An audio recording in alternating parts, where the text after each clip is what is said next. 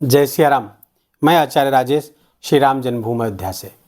प्रिय दर्शकों, 4 फरवरी 2025 को सुख सौभाग्य संपत्ति ज्ञान संतान विद्या मोक्ष जीवन की समग्र सफलता और सार्थकता के कारक ग्रह देवगुरु बृहस्पति मार्गी हो रहे हैं। पिछले 120 दिनों से वक्री चल रहे थे, तमाम तरीके की उलझनें बढ़ाए हुए थे, लेकिन अब 4 फरवरी से लेकर के 14 फरवरी तक वृषभ राशि पर वो मार्गी गति करेंगे और इसका सर्वोत्तम परिणाम प्राप्त होगा लगभग सभी राशियों को। मीन राशियों को कहां से ये लाभ प्राप्त होगा और लाभ में और कैसे वृद्धि की जा सके, आइए इसको जानते और समझते हैं। देवगुरु बृहस्पति हमारे 60 से 70% जीवन को कंट्रोल करते हैं।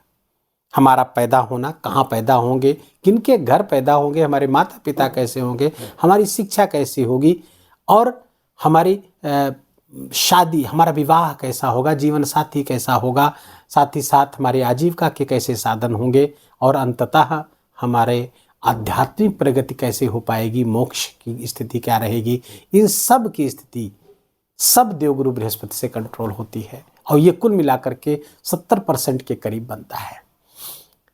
देवगुरु बृहस्पति कुंडली के 12 भाव पे छापे तो सीधा प्रभाव रखते हैं, जैसे कि 2 भाव के स्वामी होते हैं, 1 भाव पर स्वयं विराजते हैं और 3 पर उनकी दृष्टियां होती, तो 12 में से 6 तो 50% यही हो गया।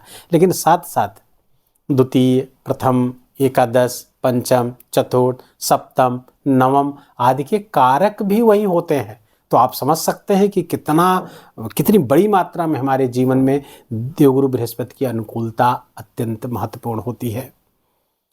मीन राशि के जातकों की बात करें तो देवगुरु बृहस्पति का 3य स्थान पर गोचर करना और मार्गी होना ये किसी वरदान से कम नहीं होने जा रहा है।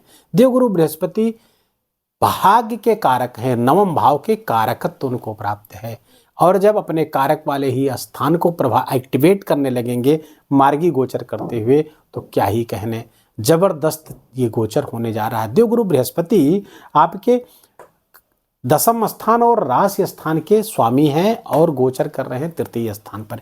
यह तो 3य स्थान पर गोचर करना देवगुरु बृहस्पति का बहुत अच्छा नहीं माना जाता। देवगुरु 3य स्थान पर उपस्थिति, 3य स्थान पर गोचर बहुत अच्छा ये नहीं होता है, लेकिन चूंकि मीन राशि के जातकों के लिए ये राजयोग कारक हैं, राशि और 10म के स्वामी हो जाते हैं, अर्थात आपके धर्म त्रिकोण और आपके अर्थ त्रिकोण के स्वामी होकर के जब पराक्रम स्थान पर विराजेंगे और फिर धर्म त्रिकोण पर ही उनकी दृष्टि भी पड़ने वाली है, तो आप समझ सकते हैं कि देवगुरु धर्म त्रिकोण और अर्थ त्रिकोण के प्रथम पद पर भी दृष्टि पड़ेगी। तो ये कितना जबरदस्त आपके लिए हो रहा है देवगुरु बृहस्पति का ये मार्गी होना।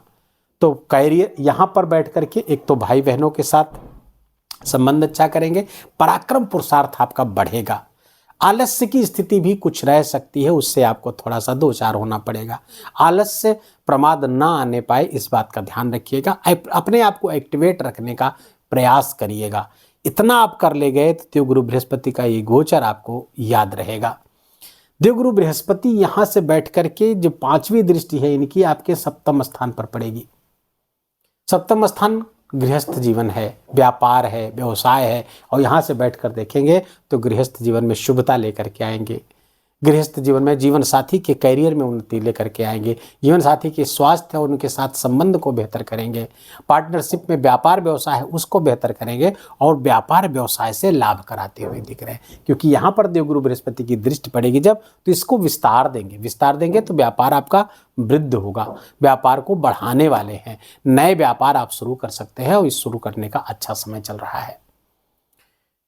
दूसरे देवगुरु बृहस्पति की ये जो स्थान है 10म से 10म पड़ता है, तो ये कैरियर का भी भाव होता है, तो कैरियर का भी लाभ यहाँ पर कराते हुए दिख रहे हैं, कैरियर से लाभ कराते हुए दिख रहे हैं और कैरियर के चूंकि स्वामी भी आपके 10म के, तो और जबरदस्त यहाँ पर लाभ कराते हो। अपना केवल आपके जीवन साथी के भी कैरियर में उन्नति कराते हुए, श्रेष्ठता कराते हुए दिख रहे हैं। विवाह आदि की संभावनाएं मीन राशि के ऐसे जातक जो विवाह के इच्छुक है, उसके योग्य है, तो उनके विवाह की भी संभावना देवगुरु बृहस्पति करा रहे हैं। खासकर हमारी बहनों अर्थात कन्या जातकों के लिए ये ज़्यादा शुभ, उनके विवाह की संभावनाओं को प्रबल करेंगे। देवगुरु बृहस्पति की जो दृष्टि है अपने कारकत्व अर्थात नवम स्थान के कारक हैं और नवम स्थान भाग्य स्थान पर पड़ेगी। फलतः भाग्य आपका जबरदस्त एक्टिवेट होगा, भाग्य का जबरदस्त लाभ आपको प्राप्त होगा। भाग्य के दरवाजे खुल रहे हैं मीन राशि के जातकों को, जो पिछले दिनों से बंद थे अब वो दरवाजे खुल रहे हैं आपके लिए और इसका आपको सर्वोत्तम परिणाम प्राप्त होगा। न केवल पिता से लाभ होगा बल्कि धर्म से लाभ होगा, अपने मेंटर से, अपने गुरु से लाभ होता हुआ यहाँ से दिख रहा है। धार्मिक अभिरुचि बढ़ती हुई दिख रही है जो आपके भाग्य को और बढ़ाने वाली है, आपके भाग्य को और बूस्टअप करेगी। आपकी धार्मिक अभिरुचियाँ, धार्मिक स्थानों पर जाना, तीर्थ यात्राएं करना ये करेंगे भी और वहाँ से आपको छोटे और बड़े दोनों, क्योंकि ये शॉर्ट डिस्टेंस की यात्रा है, लॉन्ग डिस्टेंस की यात्रा है, दोनों आप इस बीच करते हुए दिखाई पड़ेंगे और जिससे आपको लाभ की स्थिति बनती हुई दिख रही है। देवगुरु बृहस्पति की जो नौवीं दृष्टि है, जो भाग्य कारक दृष्टि होती है, वो आपके पड़ रही है एकादश स्थान पर, लाभ स्थान पर।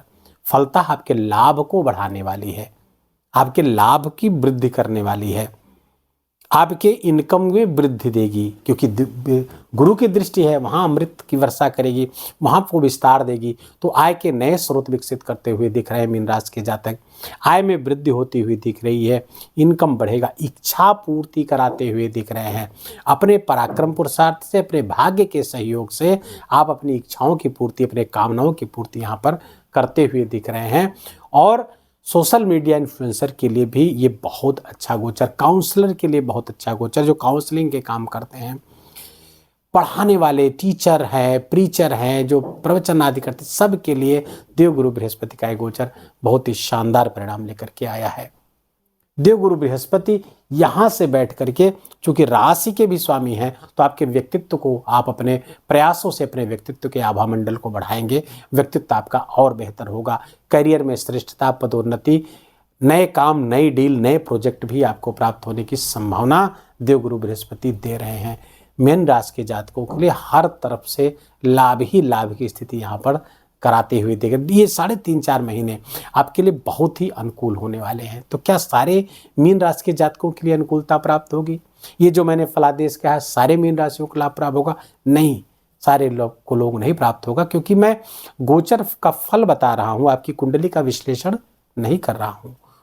आपकी कुंडली में यदि देवगुरु बृहस्पति नीच के हैं, अस्त हैं, वक्री हैं, पापक ग्रहों के प्रभाव में हैं, 6, 8, 12 से संबंध बना रहे हैं, तो ये जो मैंने फलादेश कहा इसमें काफ़ी कमी हो जाएगी। दशाएं, अंतरदशाएं कैसी चल रही है इसका भी प्रभाव पड़ेगा। तो ऐसी स्थिति में क्या करें कि जो अच्छा गुरु हो तो उसका प्रभाव और अच्छा हो जाए, और अगर बुरा गुरु हो तो फिर और अच्छा परिणाम देने लगे। तो उसके लिए 2-3-4 उपाय हैं जिसको करिए। इसमें आपका एक कॉइन खर्च नहीं होगा, लेकिन परिणाम 100% प्राप्त होगा। आप अपने बड़े बुजुर्गों की सेवा करें, उनको सम्मान दें और उनसे सलाह लें। ऐसा यदि इन 3 चीज़ें करते हैं, अपने बड़े बुजुर्गों को, वो घर के भी हो सकते हैं, बाहर के भी हो सकते हैं, मोहल्ले के, सोसाइटी के, कोई भी हो सकते हैं, अगर इस तरह आप करते हैं तो आप निस्संदेह जानिए देवगुरु बृहस्पति आपके अच्छे हो जाएंगे। बड़े बुजुर्ग आपके घर में हो, बाहर हो, उनका चरण स्पर्श करके आशीर्वाद नित्य लीजिए, गुरु आपका अच्छा होने लगेगा। अपने नाभि, जिह्वा और मस्तक पर, आज्ञा चक्र पर अगर आप केसर का तिलक लगाते हैं और नित्य लगाते हैं तो ये देवगुरु बृहस्पति आपको अच्छे परिणाम देंगे। देवगुरु बृहस्पति के बीज मंत्र ओम ग्राम ग्रीम ग्रौम सह गुरुवे नमः, ओम व्रीम बृहस्पतये नमः मंत्र का जप भी काफ़ी फायदेमंद रहेगा।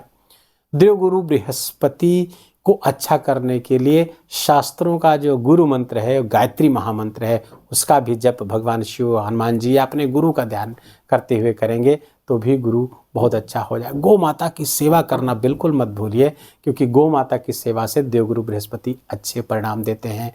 बृहस्पतिवार को केला या फिर चने की दाल गौ माता को खिलाएंगे, देवगुरु बृहस्पति अच्छे परिणाम देते रहेंगे। वीडियो अच्छा लगा हो, आपके काम का लगा हो, मेरा बोलना आपका सुनना दोनों सार्थक हुआ हो तो कृपा करके वीडियो को लाइक करिएगा, अपनों के साथ शेयर करिएगा। कमेंट में जाकर के जय सिया राम लिखना बिल्कुल भी मत भूलिएगा। मेरा विशेष निवेदन, विशेष आग्रह आपसे, चैनल पर नए तो इसको सब्सक्राइब कर लीजिए, बेल आइकन की घंटी दबा लीजिए और अपना बहुत बहुत ख्याल रखिए। जय जय सिया राम।